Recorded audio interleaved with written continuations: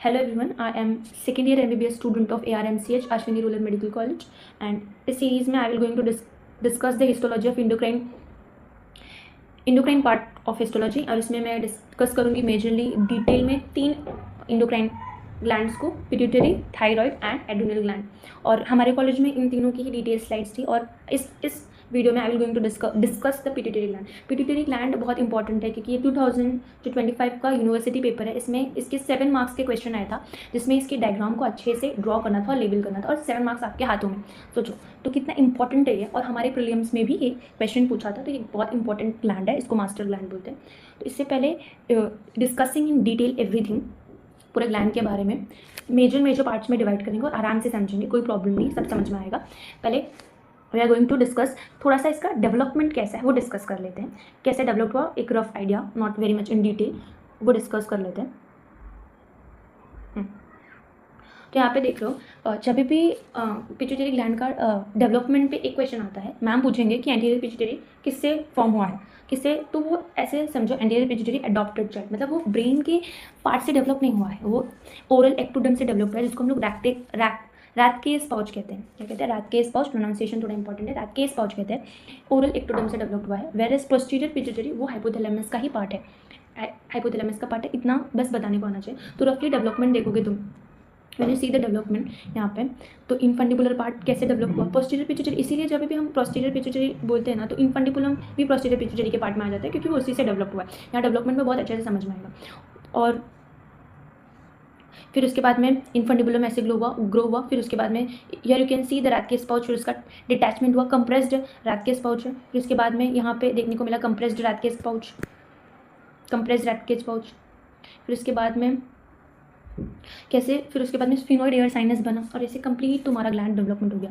तो जब भी आप डेवलपमेंट को देखोगे तो आपको समझ में आएगा कि पोस्टीरियर पिट्यूटरी के में हम medial eminences, infundibulum, pars nervosa क्यों रखते हैं, और एंटीरियर पिट्यूटरी में हम पार्स ट्यूबरालिस, पार्स डिस्टालिस और पार्स इंटरमीडिया क्यों रखते हैं, ये डेवलपमेंट से समझ में आएगा। तो इसमें ऐसे समझ लोगे तो रटने की ज़रूरत नहीं पड़ेगी कि नहीं पोस्टीरियर पिट्यूटरी में ये पार्ट है। और मीडियल एमिनेंसेस एकदम क्लियरली दिख रहा है कि ये मीडियल एमिनेंसेस कैसे, मीडियल एमिनेंसेस से फिर ये इनफंडिबुलम से पोस्टीरियर पिट्यूटरी, फिर एंटीरियर पिट्यूटरी कैसे। आप एंटीरियर पिट्यूटरी को कैसे याद रखोगे कि वो एक्चुअली में ब्रेन से डेवलप नहीं हुआ, बट कि एक्टोडम, ओरल एक्टोडम से डेवलप हुआ, ऐसे याद रखो। Anterior pituitary is adopted child anterior pituitary is adopted child of hypothalamus major है ना, हाइपोथैलेमस से ये पिट्यूटरी कंट्रोल होता है। तो जब इसीलिए ऐसा समझो कि anterior pituitary is adopted child of hypothalamus, whereas posterior pituitary is खुद का बच्चा, ऐसे समझो तो अच्छे से समझ में आएगा, ऐसे लर्न रखो।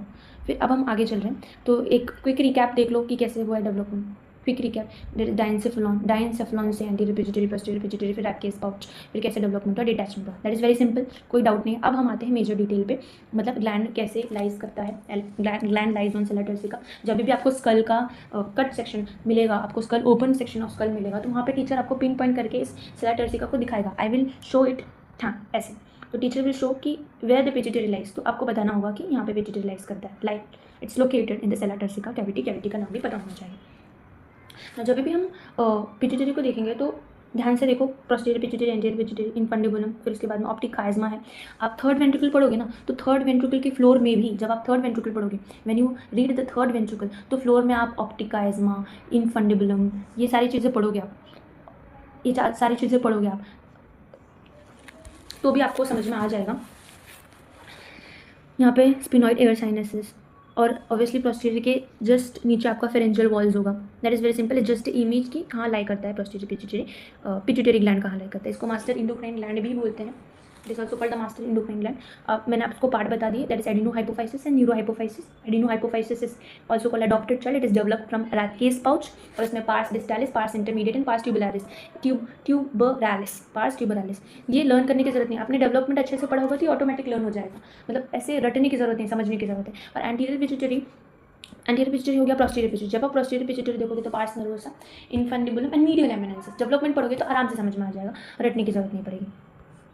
अब जब भी आप सर्कुलेशन देखते हो, सर्कुलेशन को एक क्विक रिकैप ले लो, ज़्यादा डिफिकल्ट नहीं है। When you see the circulation, तो कैपिलरीज कैसे है, ध्यान से समझो, ज़्यादा डिफिकल्ट नहीं है, वेरी इजी है। प्राइमरी कैपिलरी मीडियल एमिनेंसेस में, वाई जब भी आप पिट्यूटरी देखोगे तो पोर्टल हाइपोफाइसियल, हाइपोथैलेमस हाइपोफाइसियल पोर्टल सिस्टम पढ़ोगे।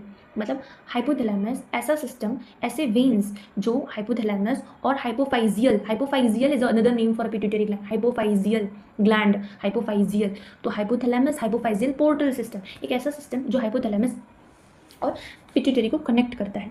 नाउ सुपीरियर, इसको ध्यान से समझो, सुपीरियर हाइपोफाइसियल आर्टरी आएगी, वो मीडियल एमिनेंस में क्या बनाएगी, एक ये दिख रहा है मीडियल एमिनेंस में क्या बनाएगी, एक when, intermediate when between pituitary and hypothalamus ऐसे बोल सकते हैं। उसके साथ एनास्टोमोसिस करेगी, एनास्टोमोसिस करेगी, और फिर ये जो वेन है इट विल कनेक्ट, उसको ऐसे बोलते हैं portal vein, this is called, जो ब्लूइश कलर का है वो पोर्टल वेन है, and this portal vein is connected, and इसको सेकेंडरी, प्राइमरी प्लक्सस तो ये वाले हैं जो, this is called the superior hypophyseal artery है, वही प्राइमरी प्लक्सस है। सेकेंडरी प्लक्सस यहाँ पे एनास्टोमोसिस होगा, और ये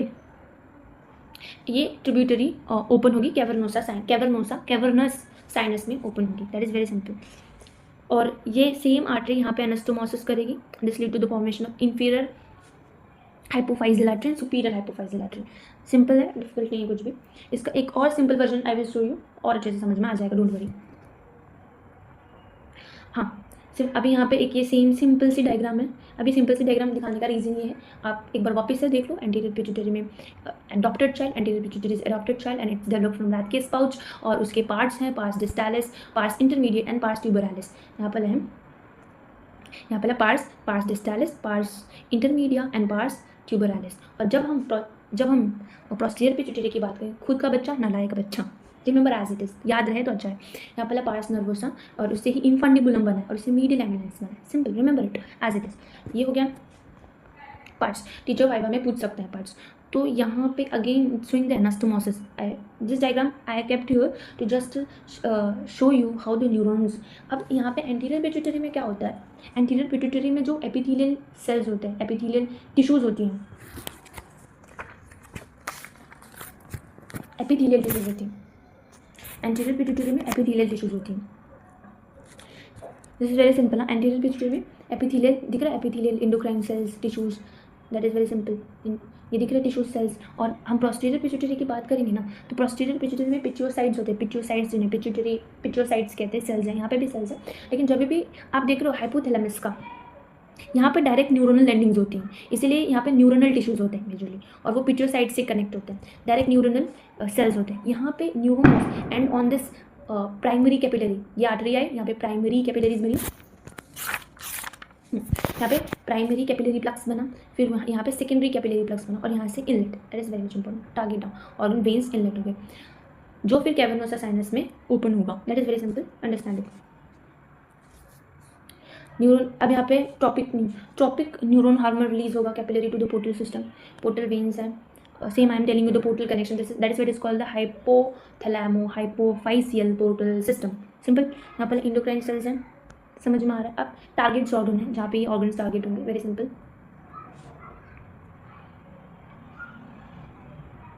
यहाँ पे neurons will send a signal, and this signal sent by this portal system, and this signal stimulate the cells to synthesize hormone, which यहाँ पर है, and which is released into this capillaries और veins, ये veins में release होंगे, and this specific glands को stimulate करेंगे, that is very simple, समझ में आ रहा है। अब now I am going in the detail of, अभी एडिनोहाइपोफाइसिस पढ़ा, एकदम एडिनोहाइपोफाइसिस, न्यूरोहाइपोफाइसिस, एडिनोहाइपोफाइसिस की अब हिस्टोलॉजिकल फीचर्स को थोड़ा डिटेल में पढ़ लेते हैं। हिस्टोलॉजिकल फीचर्स को थोड़ा, अडॉप्टेड चाइल्ड, ठीक है, अडॉप्टेड, एडिनोहाइपोफाइसिस अडॉप्टेड चाइल्ड, मतलब वो खुद का बच्चा नहीं है, अडॉप्टेड चाइल्ड है।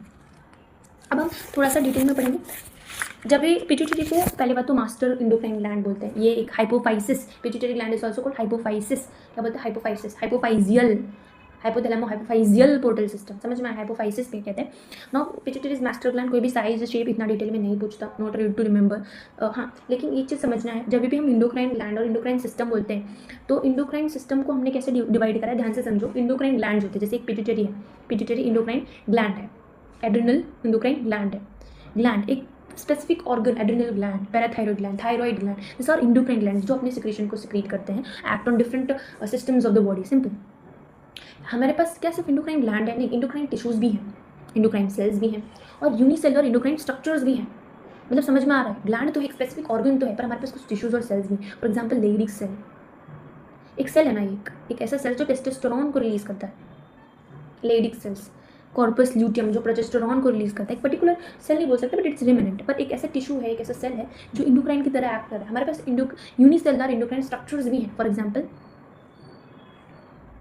एक सिंगल सेल सिक्रीट कर रहा है, जैसे इंटेस्टाइन के सेल्स हैं, that is entero endocrine cells of the intestine, और some of the respiratory sales